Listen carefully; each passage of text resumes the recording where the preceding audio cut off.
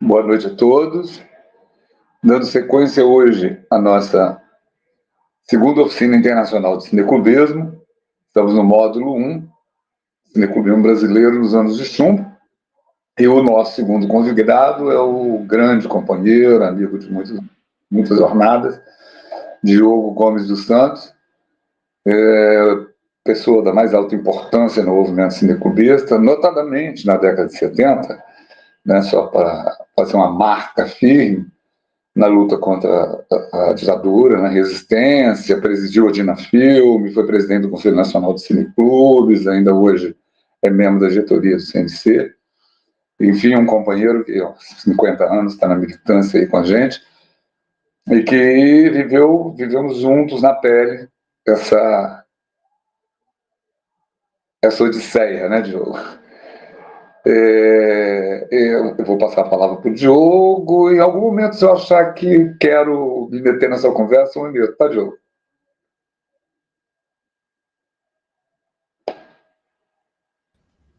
Ok, fique tranquilo. Cláudio, boa noite. Obrigado pelo convite.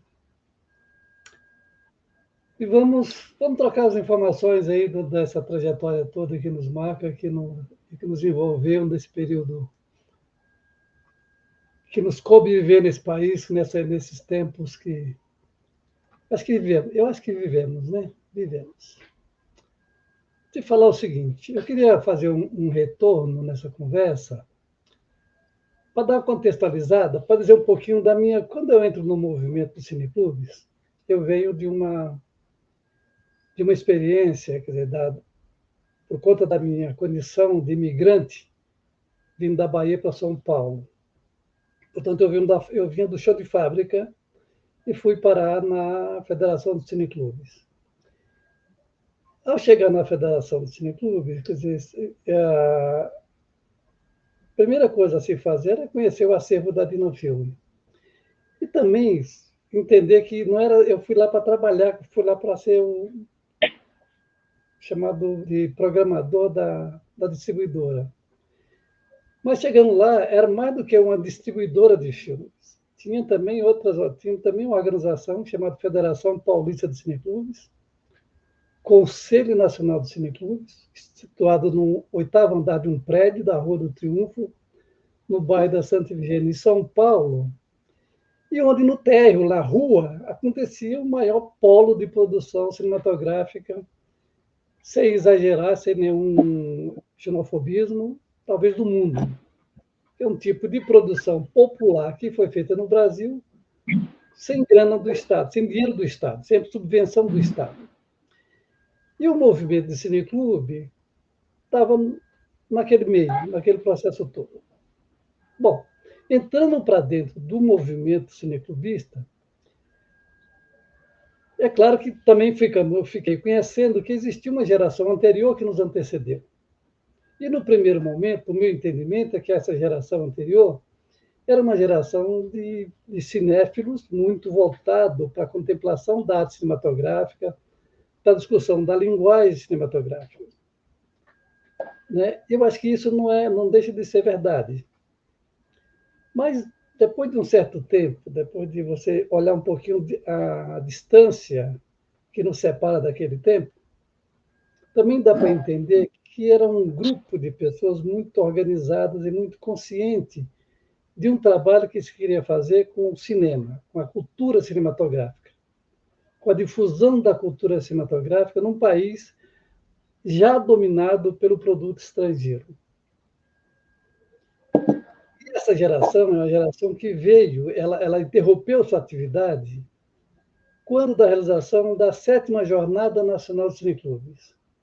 Ou seja, no Brasil, o Conselho Nacional de Cineclubes tem um evento chamado Jornada Nacional de Cineclubes, que começou em 59, que é o encontro do cineclube do Brasil inteiro para discutir o período anterior e estabelecer perspectivas para o período futuro.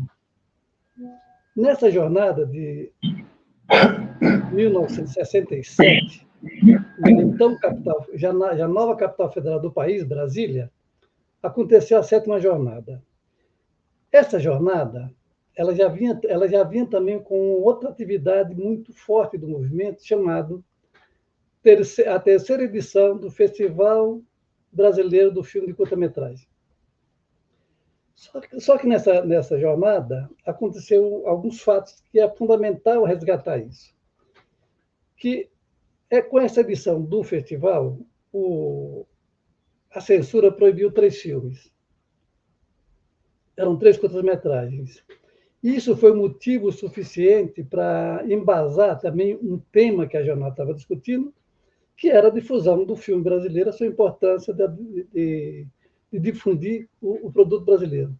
Os filmes foram proibidos, a coordenação do festival não aceitou a proibição, a jornada de cineclubes encampou a luta do festival, ou seja, são 2 produtos da mesma origem do movimento, e se travou ali uma luta, né, muito dura e muito contundente, porque a censura não abriu mão, permaneceu proibindo os filmes.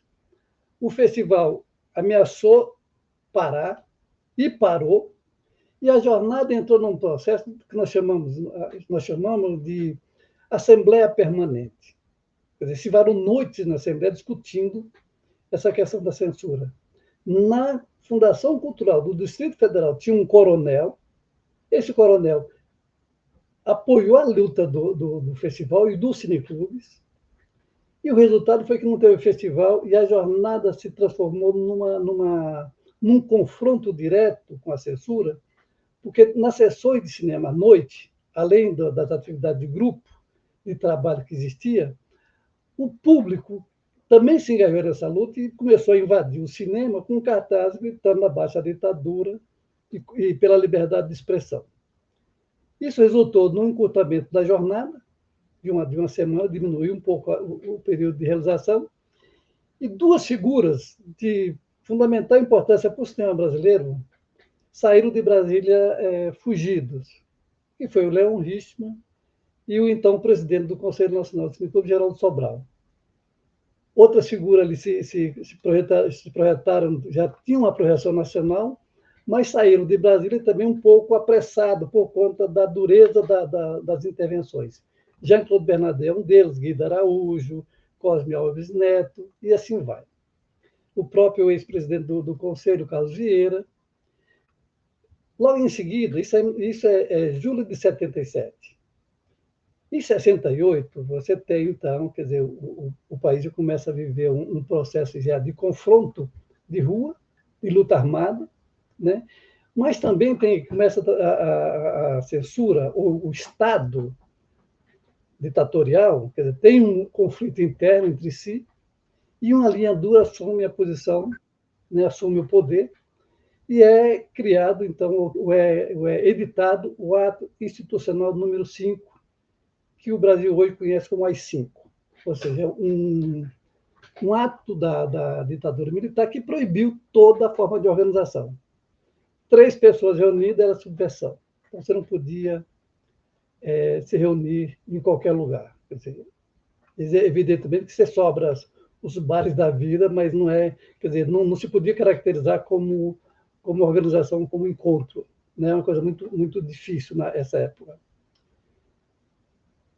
O movimento cineclube, então, se desarticula em 68 e ele vai começar a se reorganizar a partir de 1973, a partir de uma iniciativa de um cineclubista na Bahia, chamado Guido Araújo, que cria um evento para difundir o cinema baiano, chamado Jornada de Cinema da Bahia.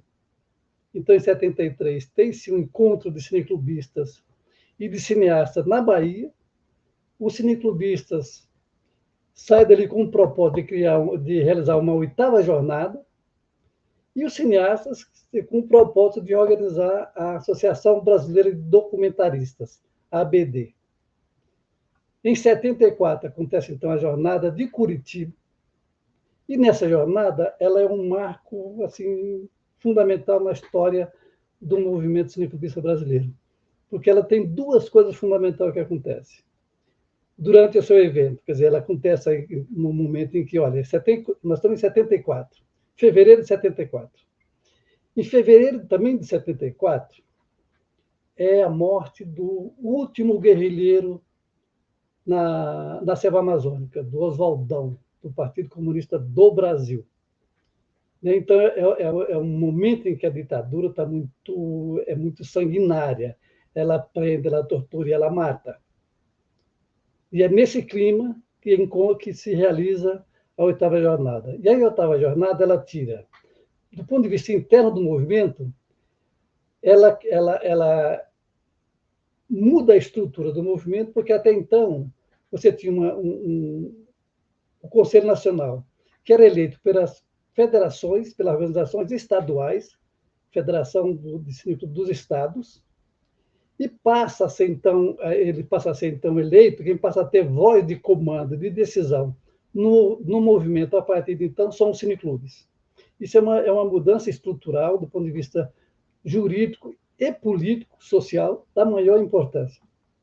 E a segunda coisa é que lá está um documento chamado Carta de Curitiba. E essa Carta de Curitiba, ela vem para defender o produto brasileiro, o filme brasileiro, e, de uma certa forma, ela estabelece que os cineclubes passam a ser, então, os difusores da cultura cinematográfica. Ou seja, o cineclube é um exibidor, é um difusor de filme brasileiro, né?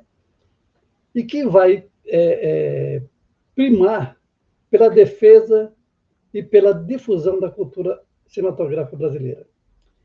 Evidentemente que as entidades que existiam para fornecer filme para os cineclubes não atendiam à necessidade dos cineclubes, porque elas distribuíam basicamente o filme comercial e muito do produto estrangeiro. Então, havia uma necessidade premente do movimento criar uma estrutura própria que se chamou DINA Filme, Distribuidora Nacional de Filme para Cineclubes. Evidentemente que essa distribuidora ela tem um passado anterior, ou seja, pelo menos são referências anteriores.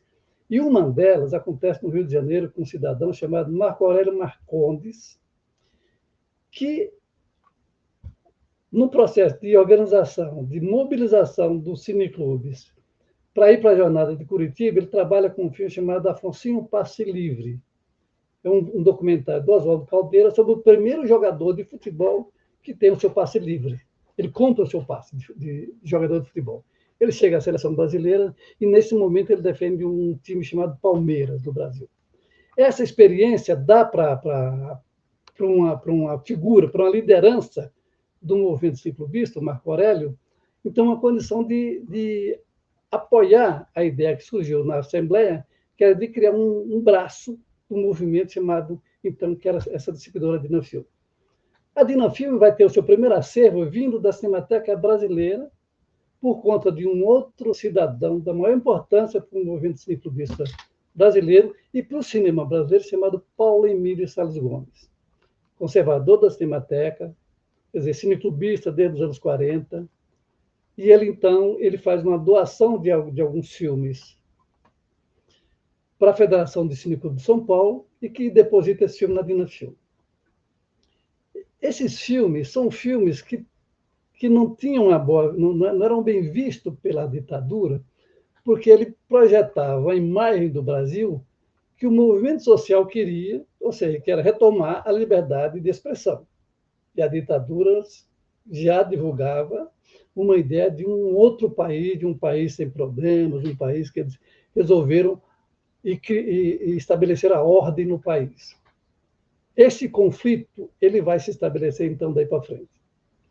Os cineclubes, então, vão começar a trabalhar com um tipo de produto, né, produzido pelo movimento social e que vai dizer que a imagem que esses filmes vai divulgar é a imagem que a sociedade brasileira quer para o país. E a ditadura vai dizer que ela quer outra coisa. Esse é o nosso conflito. E é, então, a partir daí que os cineclubes passam, então, a ter um trabalho de engajamento de política social junto da sociedade civil. Então, ele se estabelece não só nos grêmios, no meio estudantil, ou no setor mais intelectual da sociedade, mas ele cai nos bairros de periferia, ele vai para as associações de moradores, vai para as entidade que a gente chama a Associação Eclesiástica de Base, que é um órgão, que é uma extensão da Igreja Católica, muito ligado à teologia da libertação, uma proposição da Igreja Católica para a América Latina, que tem essa mesma perspectiva de defender a vida de um país sem democracia não tem muito sentido. Então, o Cineclube está dentro desse processo, dentro deste emaranhado de lutas que vem se desenvolvendo há muito tempo. No bastidor do movimento de contestação, inclusive da luta armada, nós vamos ter cineastas e cineclubistas que vão diretamente para a luta armada. Talvez o caso mais emblemático de todos eles é do vice-presidente da Federação do Cineclube do Rio de Janeiro, chamado Elmar Oliveira, vice-presidente, então, de um grandíssimo cineasta e grandíssimo cineclubista até hoje, chamado Silvio Tendler. Ele é um dos sequestradores do avião que leva vários brasileiros para Cuba, né, em troca do sequestro do embaixador da Suécia. Enfim, nós estamos no meio desse conflito todo.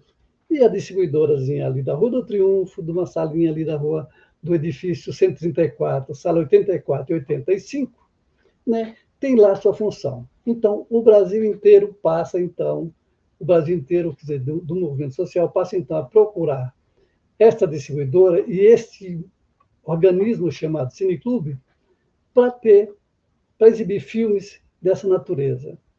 E aí eu poderia citar vários filmes que abriram esse processo todo, né?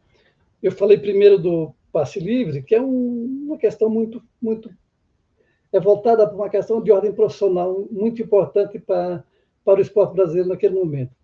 Mas também surge um filme chamado Iracema, uma Transamazônica, que é um filme que vai denunciar a devastação na Amazônia, todo um processo de corrupção, um processo de deterioração do meio ambiente, de trabalho escravo que existe na região, né? E que o filme ele é produzido pela televisão alemã, mas é de um alemão que mora no Brasil há muito tempo, Jorge Bodansky. Esse filme não consegue ter o chamado certificado de produto brasileiro, por conta da imagem que ele denuncia, que ele produz. E onde que ele vai encontrar espaço de exibição? Nessas células vivas da sociedade chamadas Cineclube. Né? Ele passa a ser um lastro assim, daqueles mais importantes. Quer dizer, é o tipo de filme que você não precisava de anunciar que ia passar, a não ser se só bastava falar para uma pessoa que esse filme ia passar, e aí essa informação ela parecia um fio de pólvora. Ela soltava e a sessão era ser pilotada. Claro que a gente começou a ser perseguidos. Hoje nós sabemos que tinha muita infiltração, né? E o Iracema é um dos primeiros filmes que vai estar dentro da filme e que, de uma certa forma, nós não temos ainda, naquele momento, a dimensão do que representava todo esse filme para a gente, do ponto de vista até da nossa integridade física e moral e até mesmo da nossa organização que estava retomando a funcionar, que eram os cineclubes, né? Portanto, o Cineclubes ele não está isolado, ele dá uma luta própria dele, quer dizer, ele tem suas pautas próprias, mas ele tá sempre ligado a um movimento social, né? Quando é que isso vai ter um estouro bastante significativo? Quando nós descobrimos na Rua do Triunfo um cidadão, que nós conhecemos até hoje pelo nome de Borghetti, seu Borghetti, que era um exibidor comercial de filme russo. Ele tinha 3 salas de cinema em São Paulo, exibia filme da Mosfilm, da Rússia, ou seja, da União Soviética. Com a ditadura, o cinema dele fechou. Foi obrigado a fechar porque ele não suportou a pressão de querer para passar o filme estrangeiro e ele não tinha recurso para passar outro tipo de filme. E os filmes que ele estava passando, muitos deles foram presos. O que sobrou para ele? O direito de poder exibir esse filme em 16mm clandestinamente. Então, eles alugavam esses filmes para muito, era um aluguel muito restrito. Quando nós descobrimos o Borghetti, ele falava, não posso exibir o filme em cineclube, porque o cineclube já era uma atividade visada, e o cineclube, para exibir o filme, ele tinha que ter uma licença especial. Essa licença especial se configurava também no chamado certificado de censura vencido. Ou seja, o filme, quando ele é exibido no Brasil, ele tem que ter um certificado de censura. Naquele momento, né? E hoje ele tem esse certificado de censura, mas ele está mais voltado para a questão da ordem moral, não política ou social. E ele não sabia que o Cineclube poderia passar filmes com certificado de censura vencido e que o certificado de uma cópia 35 poderia servir para 16. Do ponto de vista legal, não podia. A nossa interpretação é que dizia para ele que podia. E foi a partir dessa conversa que a gente então começou a incluir no nosso acervo os filmes russos. E aí você vai ter milhões de histórias no Brasil inteiro sobre esses filmes, né? Porque eram filmes que já tinham uma história anterior, né? E são filmes claramente que vêm de um processo revolucionário. É um filme que não muito diferente do ponto de vista temático e até mesmo da linguagem e da montagem, muito diferente do filme do Ocidente, né? Então já tinha toda uma história pregressa anterior e que, para os olhos da ditadura, era a morte certa. Quer dizer, tem episódio de um filme do Encoraçado Potemkin que foi exibido para os marinheiros no Brasil e isso criou milhões de problemas, né? Gente presa e perdendo patente, coisas parecidas. Mas no movimento de cineclube, a gente também começou a desenvolver uma espécie assim, de convivência com os agentes da Polícia Federal, meio que não muito convencional, quer dizer, de acordo com a situação que acontecia, né? Então, você tinha cineclubistas que eram, eles chamavam de detidos. Você tinha que ir na delegacia, você ficava lá durante não sei quanto tempo, 5, 6, 7, 8 horas, fichados, ameaçados, né? E sempre assim, com aquela intuição de dizer assim, não faça esse tipo de coisa, que isso é feio, isso não ajuda o país, vocês podem se dar mal, né? O Brasil, quer dizer, vinha também já num processo de tentar, quer dizer, de forçar a barra para que pudesse haver uma anistia, né? Essa discussão sobre o projeto de anistia, ela começa a acontecer dentro de um outro processo anterior que o Brasil vivia, do ponto de vista da ditadura militar, um termo chamado o milagre econômico. E na base da pirâmide social, começou a se criar um movimento chamado movimento da carestia. Ou seja, o custo de vida estava insuportável para o operariado, para a classe média brasileira, né? E é dentro desse processo, então, que a gente começa então, uma discussão sobre a chamada anistia para as pessoas que foram expulsas do país, que saíram forçadas, foram expulsas, né? Outros saíram clandestinamente. E essa conversa chega num processo chamado de anistia ampla, geral, restrita. Anistia para todo mundo, para guerrilheiro, ex-guerrilheiro, ex-combatente e por aí vai, né? Quer dizer, não só artista e todo mundo. Engajado nessa luta, né, começa então a surgir no movimento sindical operário brasileiro algumas movimentações de greve, né? É feito alguns filmes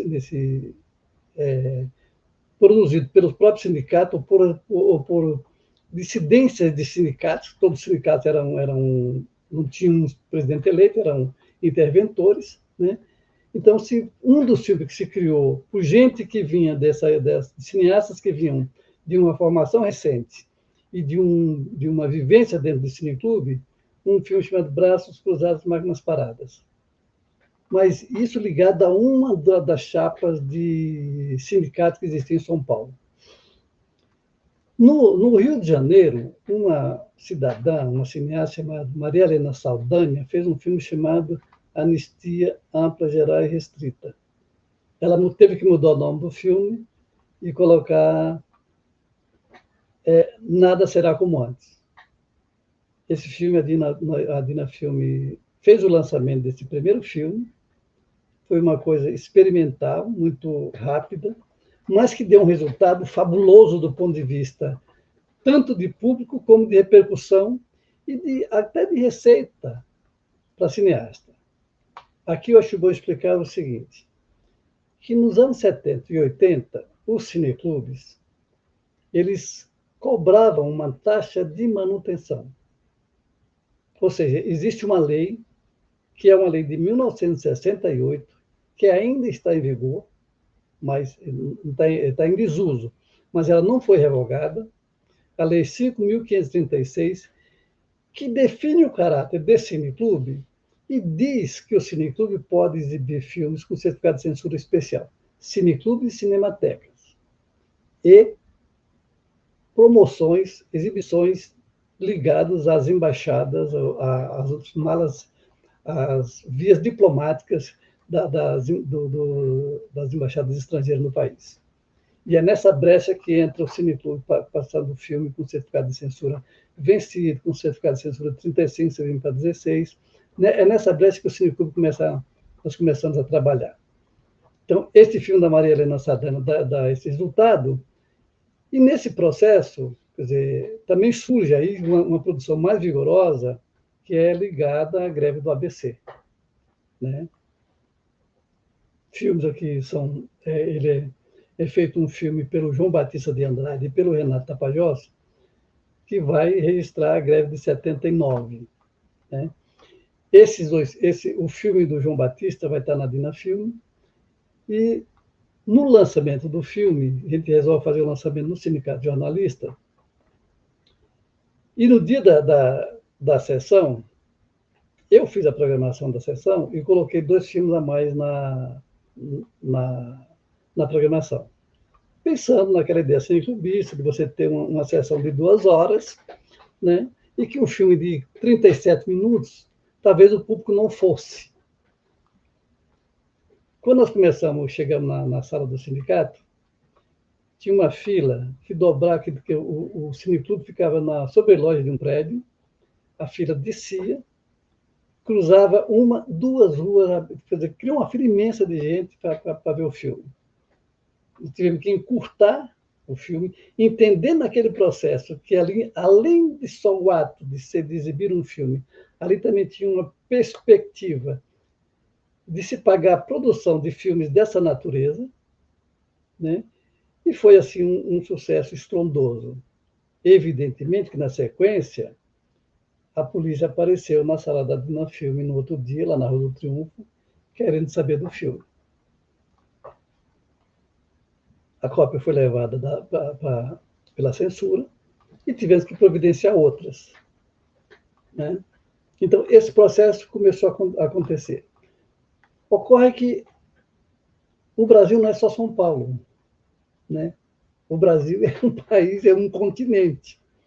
E se produzia muitos filmes também, apesar dos pesares, se produzia muito filme que a ditadura não tinha lá suas grandes querências para esse tipo de produção. Né? Então, esse processo da censura começar a perturbar a atividade do cineclube, ele acontece em todos os estados do Brasil. Todos os estados do Brasil.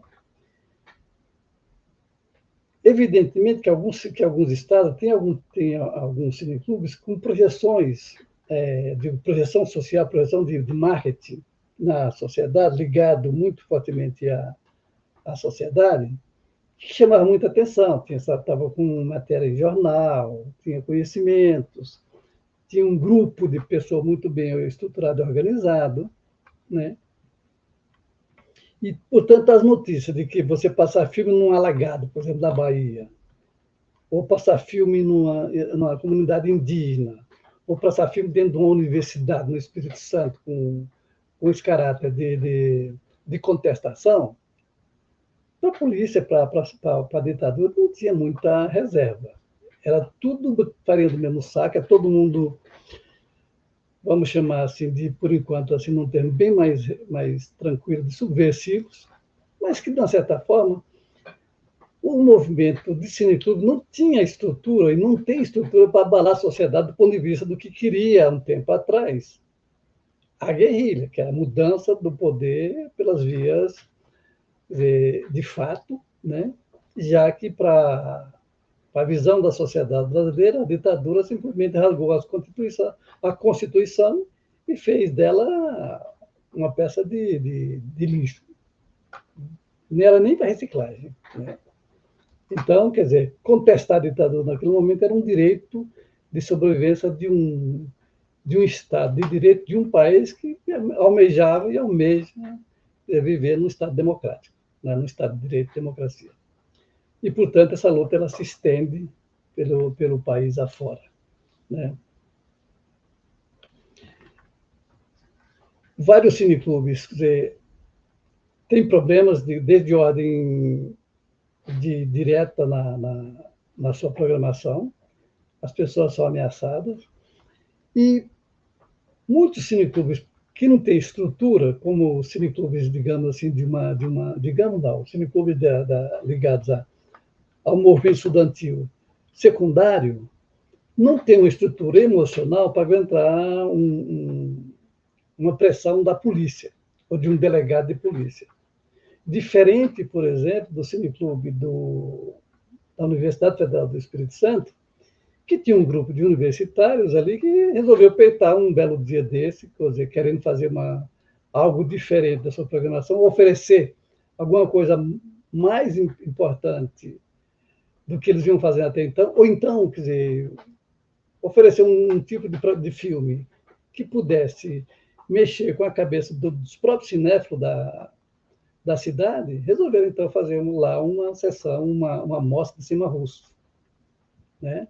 Eu me lembro até hoje que quando o Claudinho me ligou para falar dessa programação, eu falei, meu querido, nós temos aqui um certificado de censura vencido de um filme chamado, se não me engano, é Outubro, e era um certificado de censura do estado da Guanabara. Aqui tem que explicar de novo, o estado da Guanabara era o estado que até 1960, ele abrigava a capital federal, que era o Rio de Janeiro. Com a mudança da capital em 60, do Rio de Janeiro para Brasília, o estado da Guanabara deixa de existir e volta ao Rio de Janeiro. A cidade do Rio de Janeiro, que já era um estado, estava, então, com o nome só do Distrito Federal. Não sei se está dando para entender, pode ser meio confuso. Mas, assim, o Rio de Janeiro passa a ser o estado, assume o nome do estado da antiga Guanabara. Então, esse certificado de censura, eu tenho a impressão que para qualquer jurista não tinha a menor validade. Porque era uma questão de ordem legal, inclusive, né? O estado já não existia mais, tá? Agora era o Rio de Janeiro, mas Guanabara. Então eu falei, só tenho esse, uma cópia xerox. E o que é que ele fala? Vamos fazer. Então tá bom, xeroquei. Fui no Borghetti, marcamos o filme que o cineclube pediu e mandei para lá. E com esse certificado de censura, com um filme só, eles peitaram uma briga que é melhor do que eu para contar isso, são eles mesmos. Né? Porque foi um dos confrontos com digamos assim, com a ditadura, porque eu acho que a coisa não é bem pessoal, a coisa não é só com aqueles, não é só com o momento da exibição. Eu acho que é o gesto que conta nesse momento, quer dizer, é um grupo de estudantes que peita fazer uma programação, né? E aí tem um jornalista amigo ou maluco, né? Que dá a primeira página de jornal para eles no Estado, né? E, claro, que chama a atenção basicamente de 2 ou 3 tipos de público. Com certeza o público do cineclube, que estava acostumado, Os comunistas que estavam escondidos pela repressão que houve, que a matança que houve, quer dizer, o genocídio que houve da liderança da política, né? E, claro, da polícia. Né?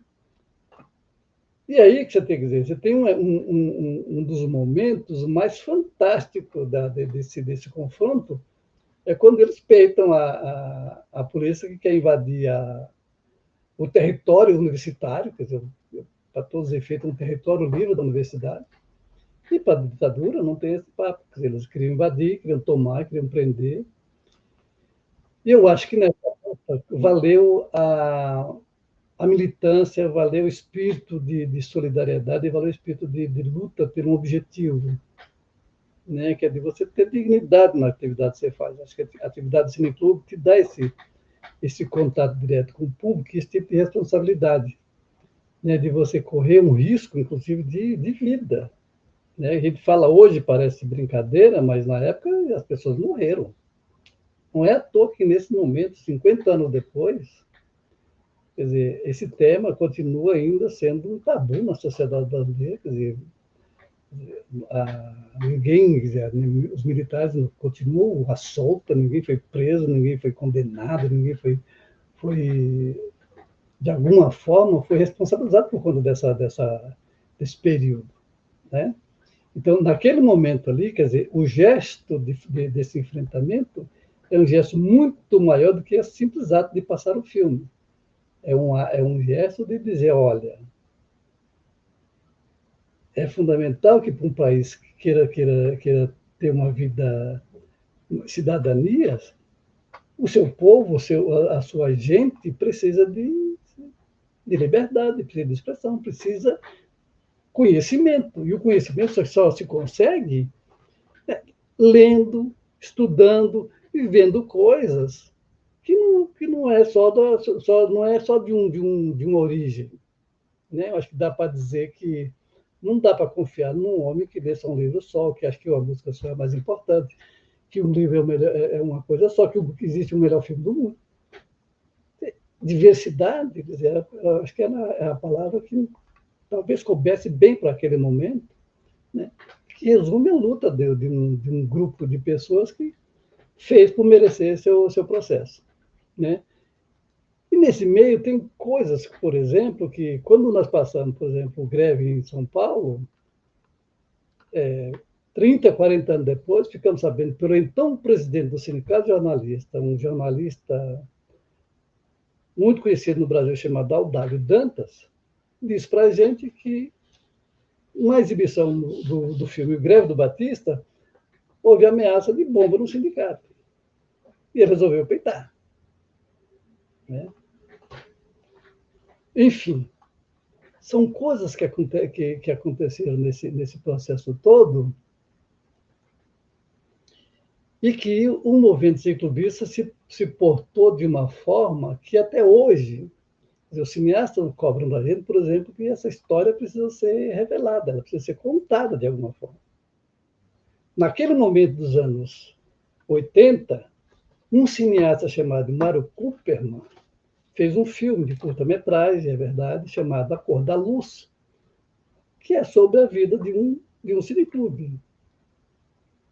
De acordo com o Mário, mais do que fazer um filme para o mercado comercial, um filme que foi inclusive premiado no Festival de Gramado, era uma homenagem para aquele grupo esse grupo que a gente chama de cineclubista ou do cineclubismo brasileiro. Né? O filme está aí até hoje, pode ser visto. Né? É claro que o Brasil é um país muito grande, o país é um país muito diverso, é um país muito diferente de cada local, e é um país muito formado no catolicismo. Né? Nós também temos um problema de ordem, vamos falar assim, de autocensura na nossa própria atividade. Né? Quer dizer, só para ilustrar o que eu estou querendo dizer, o que eu estou dizendo, quer dizer, nós começamos a exibir um filme chamado O Homem que Virou Suco, de João Batista de Andrade. É um longa-metragem feito para o mercado comercial, que foi o maior fracasso no mercado comercial. Nós trouxemos o filme para 16 milímetros para dentro do cineclube, o filme fez o maior sucesso, Na sequência disso, o filme é premiado no Festival de Moscou, ele volta para ser exibido no mercado comercial, e é um filme que até hoje ele bateu recorde de público nos cineclubes e chegou a ajudar a pagar a produção do filme. Né? Mas esse filme tem uma ceninha que deve demorar uns 2 minutos no máximo, né? Eu até fiz questão de contar, que era uma transa do personagem. O personagem é um poeta que não tem, chega na cidade de São Paulo, não tem documento, e é confundido com o operário que mata o patrão no dia que ele recebe um prêmio pelo trabalho que ele realiza na fábrica. Ele é confundido com o personagem, que é de um nome quase homônimo, né? E tem uma cena que é uma cena de sexo, mas um sexo sugerido, não tem nada de explícito. E nas igrejas, onde muitas vezes a gente ocupava o altar com uma tela branca para exibir o filme, numa comunidade em São Paulo teve problema. Uma organização da igreja chamada, eles não chamam isso de organização, tá? Eles chamam isso de outro nome, chama Opus Dei, eles chamam de congregação. Né? A Opus Dei achou que o pessoal estava passando um filme inadequado para passar dentro da igreja, e tinha uma cena de sexo. Então, esse virou um problema, porque vários cineclubes de periferia tiveram um problema para começar a passar esse filme, porque nós também começamos a ser perseguidos pela Opus Dei. Né? E qual foi a nossa atitude, assim, até hoje eu acho isso, já falei isso para o Batista, é uma coisa tão hilária, porque nós fomos conversar com o Batista para ver se ele tirava a cena do filme. Gente, isso hoje é de uma hipocrisia. Mas a gente fez isso não por sermos hipócritas. A gente fazia isso porque não queria que o filme fosse exibido o maior número possível. Evidentemente que o Batista falou para a gente, desculpa, eu não vou cortar nada, meu filme é meu, é um filme de autoria, não estou ofendendo a honra e a moral de ninguém. Né? Vocês é que têm que peitar essa briga entre vocês e resolver lá agora. Meu filme é meu filme, não tem que cortar um filme para poder exibir. Deixa isso para a polícia, deixa isso para a censura. Então a gente teve que conviver com isso. Né? Assim como a gente teve que conviver com um grupo de cineclubistas que recusou passar um filme do John Ford. É outro nível. É outra concepção digamos assim, de liberdade de expressão. Né? A gente sempre acha que tem que aceitar o produto estrangeiro porque é democrático. Mas o filme brasileiro, o produto brasileiro, continua sendo estrangeiro no seu próprio território até hoje, como sempre dizia o Paulo Emílio lá atrás. Então, um cineclube não querer passar um filme de John Ford, por que não ser legítimo? Só porque é John Ford e porque é americano? Né? Então, esse tipo de coisa, esse tipo de afrontamento, eu acho que cabe na atividade em contexto do cineclube, essa atitude cineclubista de peitar as coisas as mais absurdas possível, mas em nome de uma coisa maior. O cineclubista, de modo geral, nunca foi contra, né, você exibir um filme de determinada filmografia. Agora, o cineclubismo, eu acho que eu posso falar isso com muita tranquilidade, o cineclubismo sempre primou pela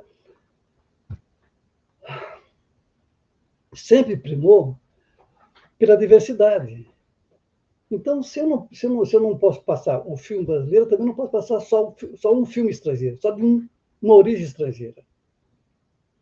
Então, não querer passar um filme de um determinado país, de um determinado, não é nem questão de ser do cineasta ou não, mas de um determinado país, pelo que ele representa como produto de dominação e não como obra artística, me parece que era muito legítimo. Mas, naquele momento, quer dizer, foi muito mais um tropeço ou um problema entre nós do que exatamente um ato de censura. né? Eu acho que era uma posição legítima, tanto é que na jornada que eu mencionei no início da conversa, de 1967, em Brasília, a Federação do Cineclube do Rio de Janeiro leva para a jornada uma proposição dizendo o seguinte: olha, o filme americano, o cinema de Hollywood, está entrando no Brasil para dominar o mercado a partir do distribuidor, do exibidor e da grande imprensa. O resultado, a gente tem que hoje uma maior tranquilidade que isso acontece. Hoje, no Brasil, né, você tem que todas as telas ocupadas pelo produto estrangeiro, e basicamente de uma origem única. Se você deixar eu falar mais do que eu já falei, você Não, precisa... para concluir essa ideia, depois eu quero apenas fazer um toque em você, que é sobre a questão de que hoje o autoritarismo retoma as rédeas. Pois é, quer dizer... Agora estamos com um tempo esgotando. Não, tudo bem, quer dizer, que eu acho fundamental falar isso para o mais alto possível, quer dizer, todas as telas que nós temos no país continuam dominadas pelo produto estrangeiro, né? E hoje você vê, inclusive, de grandes ídolos dos filmes estrangeiros reclamando que o filme que se faz hoje já não tem mais sentido, que as empresas estão dominando o mercado de produção do filme lá na origem. E aí você tem que perguntar, então, por que você fez tanto filme que levasse a isso? Levasse ao quê? A um tipo de cinema que não contribui mais com a linguagem cinematográfica, não contribui com a cultura, não contribui com a evolução da indústria, ocupa o mercado estrangeiro e, pior, termina incutindo no público despreparado um tipo de ideologia ou então de costume que lhe é alheio. E o que nós temos no país hoje? Uma massa, vamos chamar de anônima, mas que de repente se revela a mais reacionária possível. E vai dizer que isso é porque as pessoas não têm o quê? Estão passando fome, não têm condição de ir no cinema, é só por isso? Não, que é uma máquina pensada para ser isso, quer dizer, é uma máquina pensada para você dominar pela desinformação, incutir no país ou no continente, na verdade, no mundo inteiro, um tipo de ideologia que a própria humanidade já morreu, a gente já pagou por isso, e ela está surgindo novamente. Porque a indústria está com problema, porque o cinema americano está com problema de identidade, não consegue mais pensar sua própria atividade, porque a empresa tem que ter sempre lucro e alguém tem que pagar por isso, e somos nós mesmos que temos que pagar o tempo inteiro. Olha, eu estou falando de cineclube que exibe filme em salinhas pequenas, para 50, 60 pessoas, mas que tem uma coisa que é fundamental, meu Deus do céu. Quando a gente passa um filme, e a gente começa a discutir o que a gente vê na tela, a gente percebe que do nosso lado tem gente que sente a mesma coisa que a gente. E é a partir disso que a gente começa a pensar que tem um vizinho do lado, que ele pode ser um amigo, que ele pode sentir as mesmas coisas que eu sinto, ter as mesmas dificuldades, que ele tem uma rua que pode ter problema, tem um bairro, tem uma cidade, tem um estado, tem um país, que, de uma certa forma, é o reflexo desse processo todo, né? Então, essa atividade, quer dizer, esse órgão vivo da sociedade, que faz da gente ficar o tempo inteiro... nós estamos quanto tempo? Há 50 anos dizendo que da importância desse trabalho. Ou seja, a grande sala de aula que começou lá atrás com os cineclubes, onde as pessoas, para aprender a fazer o filme, tinham que ver o filme, como fez, digamos assim, como fez o Jorge Méliès na primeira sessão do cinema. Ele estava lá, ele viu o filme, ele voltou para ver o filme, e na terceira vez ele falou assim: eu quero comprar tua máquina de fazer essa mágica. Esse tipo de atitude me parece que é uma atitude muito cineclubista.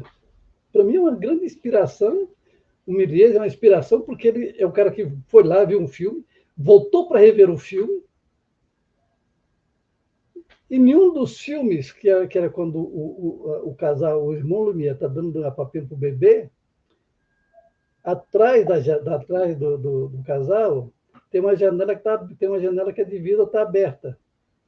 E ele fala assim: olha só, o vento, isso é real. Essa coisa aqui, essa mágica é real. O vento está lá fora, então é a vida que está acontecendo aqui. E aí ele quer comprar a maquininha que os Lumière não vendem, ele vai ter que ir a Londres para comprar uma e depois começar a fabricar a sua própria mágica.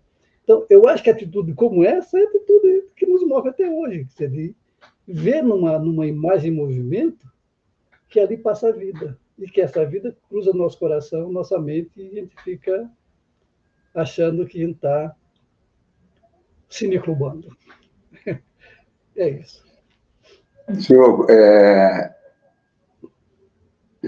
antes de passar para você falar suas palavras finais, eu queria só realçar que todo o histórico que você conta, que você viveu, que nós vivemos juntos, né, demonstra que nossos antecessores, nossa geração, as gerações que chegaram, continuam e continuarão sempre sendo resistência ao autoritarismo, resistência à falta de liberdade, resistência à imposição e à dominação do mercado pelo cinema brasileiro.